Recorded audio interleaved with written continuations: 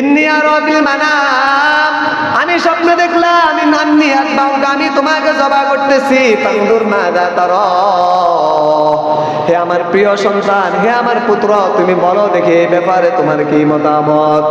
তখন নবী ইসমাঈল আলাইহিস সালাতু ওয়াস সালাম বললেন, কেমন বাবা, কেমন সন্তান?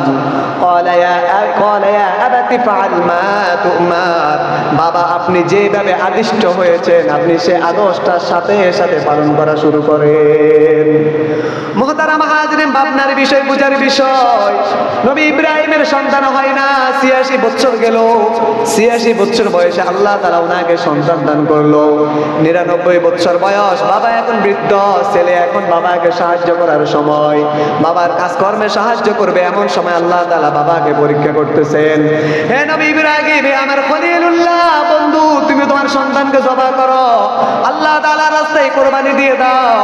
বাবা এসে সন্তানকে বললেন, বাবা বাবা তুমি বলো দেখি আমার পুত্র, হে বুনাইয়া, হে আমার প্রিয় সন্তান, আমি তো এমন স্বপ্ন দেখলাম যে তোমাকে আমি জবাই করতেছি, এখন তোমার কি মতামত?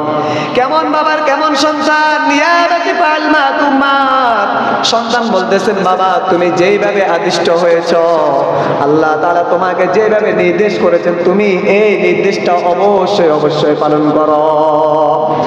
হযরত ইব্রাহিম আলাইহিস সালাতু ওয়াস সালামের বয়স যখন ৮৬ বছর, তখন তিনার কোনো ছেলে সন্তান হচ্ছে না। তখন তিনি আল্লাহ তাআলার কাছে দোয়া করলেন, রব্বি হাবিলি মিনাস সলিহিন, হে আল্লাহ আপনি আমাকে নেককার একটা সন্তান দান করেন, আপনি আমাকে পুত পবিত্র একটা সন্তান দান করেন। ইব্রাহিম আলাইহিস সালাতু ওয়াস সালামের স্ত্রী ছিলেন হযরত সারা আলাইহিস সালাতু ওয়াস সালাম। তিনি নিজেকে একেবারে বন্দা মনে করলেন যে আমার আর কোনো ছেলে সন্তান হবে না। তৎক্ষণাৎ ৮৬ বছর বয়স, তিনি আল্লাহ তাআলার কাছে দোয়া করলেন, ইব্রাহিম নবী, হে আল্লাহ আপনি আমাকে একটা পুত্র সন্তান দান করেন, নেককার সন্তান দান করেন। তখন আল্লাহ সুবহানাহু ওয়া তাআলা নবী ইব্রাহিমকে সুসংবাদ দিচ্ছেন, ফাবাশশারনাহু বিগুলামিন হালিম, হে নবী ইব্রাহিম আমি তোমাকে সুসংবাদ দিচ্ছি, সহনশীল ধৈর্যশীল একটা সন্তানের, একটা পুত্র সন্তান সুসংবাদ আমি তোমাকে দিচ্ছি। তখন আল্লাহ সুবহানাহু ওয়া তাআলা নবী ইসমাঈল আলাইহিস সালাতু ওয়াস সালামকে হাজরার ঘরে প্রেরণ করলেন। এখানে একটা ঘটনা বোঝার বিষয়, সারা আলাইহিস সালাতু ওয়াস সালামের একটা বাদী ছিল, হযরত হাজরা আলাইহিস সালাতু ওয়াস সালাম।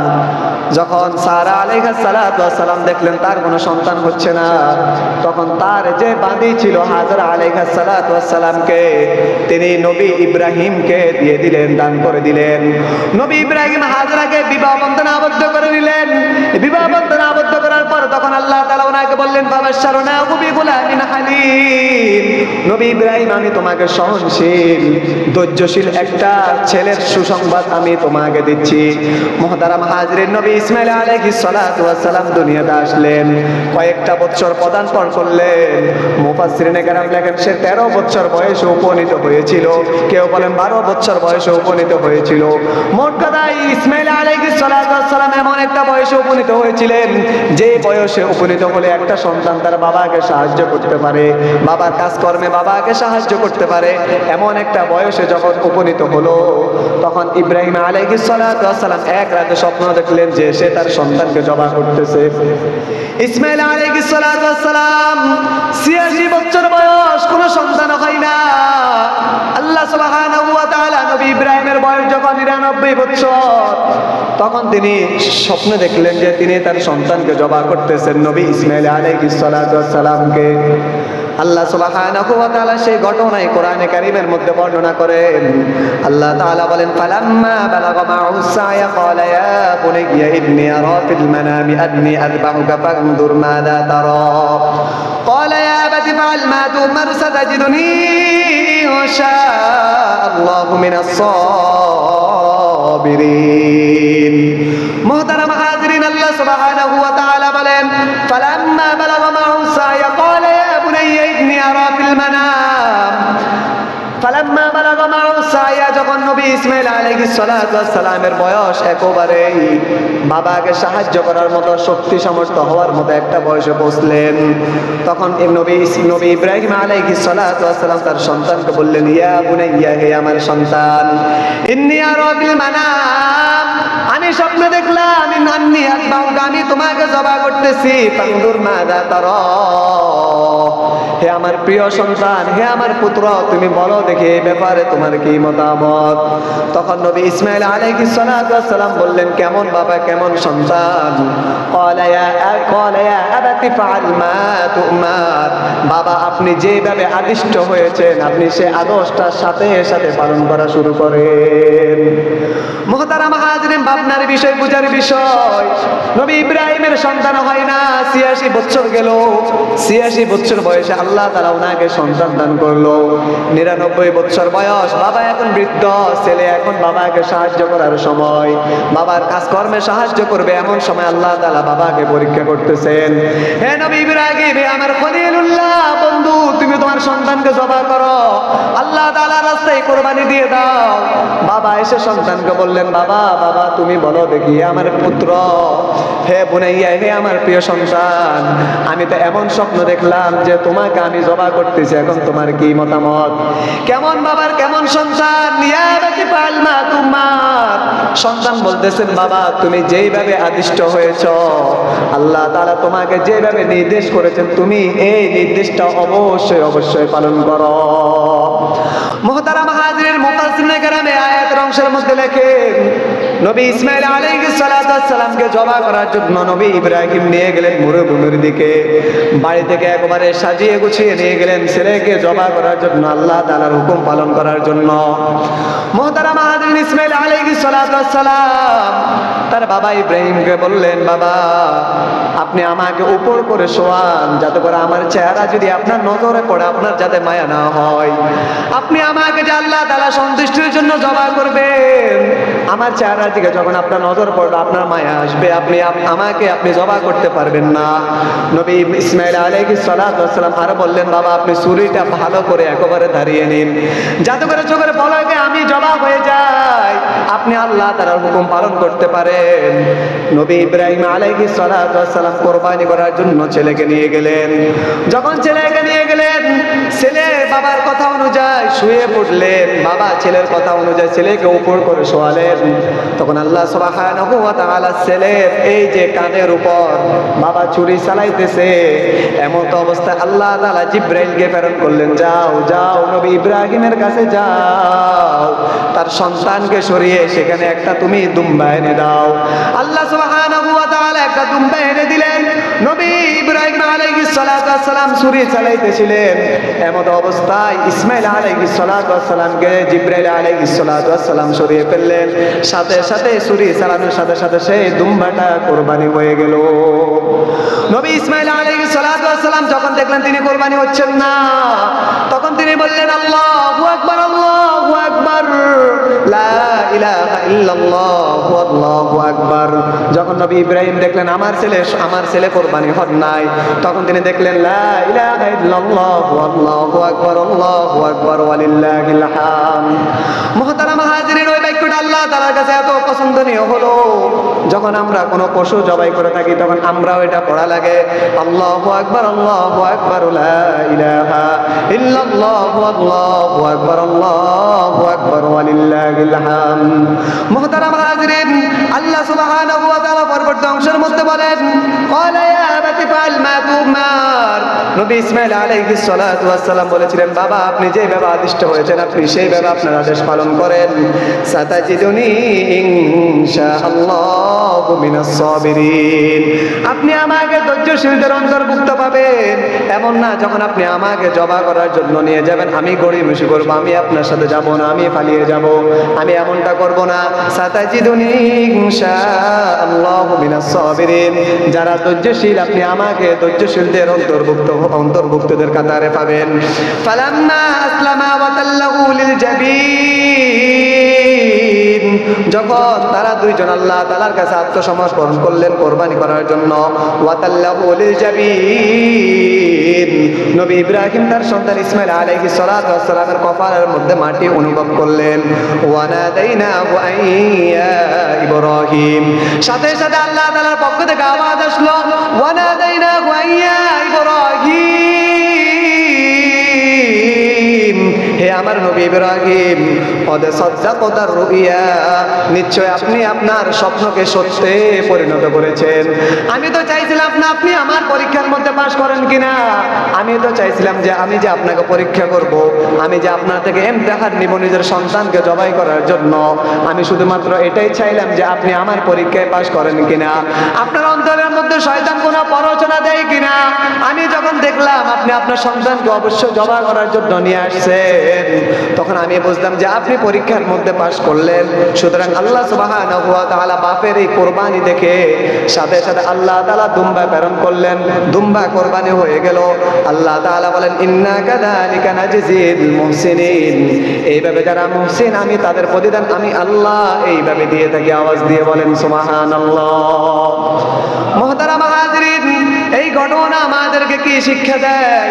কেমন বাবা কেমন সন্তান, পিতার কোনো কথা অমান্য করে নাই, একবার বলে নাই না বাবা আমি জবা হব না। সন্তান সাথে সাথে বলল, ইফআল মা তুমার, ইফআল এটা আমরের সিগা, অর্থ হ্যাঁ বাবা অবশ্যই অবশ্যই আপনি পালন করেন আল্লাহর নির্দেশ। বাবা সন্তানকে নিয়ে গেলেন কোরবানি করার জন্য। সন্তান বাবাকে পরামর্শ দিতেছেন, বাবা তুমি ছুরিটা ভালো করে দাঁড়িয়ে নাও, যাতে করে একবার ছুরি চালালে আমি জবা হয়ে যাই। আবার বলতেছেন, বাবা তুমি তোমার চোখের মধ্যে গামছা বেঁধে নাও। আবার বলতেছেন, বাবা তুমি আমাকে উপর করে শোয়াও, যাতে করে আমার চেহারা তোমার নজরের মধ্যে না পড়ে। মুহতারাম হাজিরিন, আল্লাহ তাআলা বলেন, ইন্না হাযা লাহুয়াল বালাউল মুবিন, এই ঘটনা একটা স্পষ্ট ঘটনা, স্পষ্ট একটা পরীক্ষা। ওয়াফাদাইনাহু বিযিবহিন আযীম, আল্লাহ তাআলা বলেন আমি সম্মানিত একটি কোরবানি, সম্মানিত একটি দুম্বা আমি আল্লাহ তাআলা তাৎক্ষণিক ফিরিয়ে পাঠালাম। ওয়া তারাকনা আলাইহি ফিল আখিরিন, এই ঘটনা পরবর্তীতে যারা আসবে তারা এই ঘটনা পড়বে, তারা ইবরাত হাসিল করবে, তাদের জন্য এটা আমি রেখে দিলাম। সালামুন আলা ইব্রাহিম, আল্লাহ তাআলা বলেন ইব্রাহিম নবী আপনার উপর শান্তি বর্ষিত হোক। মুহতারাম হাজিরিন, যে দুইটা ঘটনা শুনাইলাম, এর মধ্যে থেকে দ্বিতীয় যে ঘটনা নবী ইব্রাহিম এবং ইসমাইল আলা নবিয়িনা আলাইহিস সালাতু ওয়াস সালামের ঘটনা, এই ঘটনার সাথে আমাদের অনেক বড় সম্পর্ক। যেই কারণে সম্পর্ক হওয়ার কারণে আমাদের সাথে কোরবানির সম্পর্ক। নবী ইব্রাহিম আলাইহিস সালাতু ওয়াস সালাম কোরবানি করেছেন, এই কারণে আমাদের উপর আল্লাহ তাআলা কোরবানি ফরজ করেছেন। নবী ইব্রাহিমের কোরবানি আল্লাহ তাআলার কাছে এত গ্রহণযোগ্য নিয়ে হয়েছে, আল্লাহ তাআলা এমন ভাবে কবুল করেছেন যে নবী মুহাম্মদ সাল্লাল্লাহু আলাইহি ওয়াসাল্লামের উম্মত যারা, আল্লাহ তাআলা তাদের উপরে এইভাবে কোরবানিকে ফরজ করে দিয়েছেন। সুবহানাল্লাহ। এখন এই যে ঘটনা বললাম, এই যে আয়াত বললাম, এই আয়াত থেকে আমরা কি শিখতে পারলাম? এখানে যে সমস্ত সন্তানরা আছেন, যাদের বাবা আছে, বাবা যে কথাই বলে ইসলামের দৃষ্টিতে যেটা একবারে পালন করা যাবে, কোনো গুনাহের কাজ নয়, সাথে সাথে বাবার কথা মানতে হবে। নবী ইব্রাহিম আলাইহিস সালাতু ওয়াস সালাম তার সন্তানকে জবাই করার জন্য চাইলেন, সন্তান ইসমাইল আলাইহিস সালাতু ওয়াস সালাম সাথে সাথে জবাই হওয়ার জন্য প্রস্তুত হয়ে গেলেন। আপনিও আপনার বাবার কথা পালন করার জন্য, আপনার অভিভাবকের কথা পালন করার জন্য যেই কথাই বলে, সাথে সাথে আপনি আপনার বাবার কথা, মা বাবার কথা শোনার জন্য আপনাকে প্রস্তুত থাকতে হবে। এই ঘটনা আমাদেরকে এটাই বোঝে। দ্বিতীয় যে ঘটনা, যে কোরবানির সাথে আমাদের সম্পর্ক, যে নবী ইব্রাহিম আলাইহিস সালাতু ওয়াস সালাম তার সন্তান ইসমাইলকে কোরবানি দিয়েছিলেন, এই যে বড় একটা আত্মত্যাগ, তিনি যদি তার সন্তানকে কোরবানি করতে পারেন, তাহলে আমরা সামর্থ্যবান হওয়া সত্ত্বেও কেন আমরা আমাদের নিজের টাকার সামান্য কিছু অংশ দিয়ে আমরা কেন কোরবানি করতে পারবো না? আল্লাহ তাআলা তো এটা চান নাই যে তোমরা তোমাদের সন্তানকে কোরবানি করো। আল্লাহ কি এটা চাইছেন? আল্লাহ তাআলা এটা চান নাই যে তোমরা তোমাদের সন্তানকে কোরবানি করো। আর যদি চাইতো, আমাদের মন মানসিকতা এমন, আমরা কি নিজেদের সন্তানকে কোরবানি করতে পারতাম? কোশ্চিন কালো আমরা পারতাম না। কারণ আমরা আমাদের সন্তান যখন অসুস্থ হয়, তখন আমরা একবারে দিশেহারা হয়ে যায়, হায় আমি কি করবো এখন, কার কাছে যাব? অমুকের কাছে যায় টাকার জন্য, ধার নেয়, সুদ রয়েছে, যত ধরনের টাকা নেওয়া দরকার সব নাই সন্তানকে সুস্থ করার জন্য। কোরবানি করার তো প্রশ্নই আসে না। একজন নবী যদি পারেন তার আরেক নবী সন্তানকে কোরবানি করার জন্য, তাহলে আমি আর আপনি কেন আমাদের সামান্য টাকা আল্লাহ তাআলার রাস্তায় কোরবানি করার জন্য আমরা কেন পারবো না? তখন তো নিয়ম ছিল কোরবানি করলে আল্লাহ তাআলা কোরবানিকে জ্বালিয়ে দিবেন। এখন তো আর এই নিয়ম নাই। আপনি শুধু ইখলাসের সাথে কোরবানি করবেন, কোরবানির গোশত আপনার, শুধু আপনার নিয়তটা আল্লাহ তাআলার কাছে পৌঁছবে। আর সব কিছু আমরা আপনার চামড়াটা চাইলেও আপনি খাইতে পারেন। শুধু আল্লাহ তাআলা এতটুকু চাইছেন যে তোমরা আমি আল্লাহর সন্তুষ্টির জন্য তোমরা কোরবানি করো। এখন সামনে কোরবানি আসতেছে, আপনারা যারা কোরবানি দিবেন এখন থেকে আপনারা আপনাদের শরীকদার যারা, তাদেরকে আপনারা এখন থেকে ভালোভাবে দেখে নেবেন। এটা সবচেয়ে গুরুত্বপূর্ণ একটা বিষয়। কোরবানি দিচ্ছেন অথচ আপনার কোরবানি হচ্ছে না কেন? আপনার 7 শরীকের মধ্যে এমন একজন শরীক আছে যে সুদের সাথে সম্পর্ক, যে ঘুষের সাথে সম্পর্ক, তার টাকা হালাল নয়। আপনি 6 নম্বর, আপনারা 6 জন তার সাথে কোরবানি দিচ্ছেন, 6 জনের কোরবানি কখনোই হয়। এই জন্য এখন থেকে শরীকদার নিবেন, এখন থেকে আপনাকে দেখে নিতে হবে যে আমার সাথে যে শরীকদার আছে তার টাকা হালাল কিনা, তার ইনকাম হালাল কিনা, সে সেই টাকা দিয়ে কোরবানি দিচ্ছে তার টাকা হালাল কিনা। যদি হালাল হয় তাহলে আপনি তার সাথে কোরবানি দিবেন, না হয় তার সাথে কোরবানি দেওয়ার কোনো দরকার নাই। সে এলাকার যত বড় প্রভাবশালী ব্যক্তি হোক না কেন, তার সাথে আপনার কোরবানি দেওয়ার দরকার নাই। সে তার কোরবানি একা একই দেখ। আপনি প্রয়োজন হলে 10,000 টাকা দিয়ে, 15,000 টাকা দিয়ে আপনি আল্লাহ তাআলা সন্তুষ্টির জন্য একটা ছাগল আনি একা একই আপনি কোরবানি দিবেন। গরু দিয়ে কোরবানি দিতে হবে, আপনার শরীকদের সাথে 7 জন শরীকের সাথে আপনাকে থাকতে হবে। আবার আপনি যারা সুদ খায়, ঘুষের সাথে সম্পর্ক, যাদের টাকা পয়সা পবিত্র না, হালাল না, তাদের সাথে আপনি কোরবানি দিবেন। আপনি সালাও হারালেন, মালা আপনি সেটাও হারাবেন।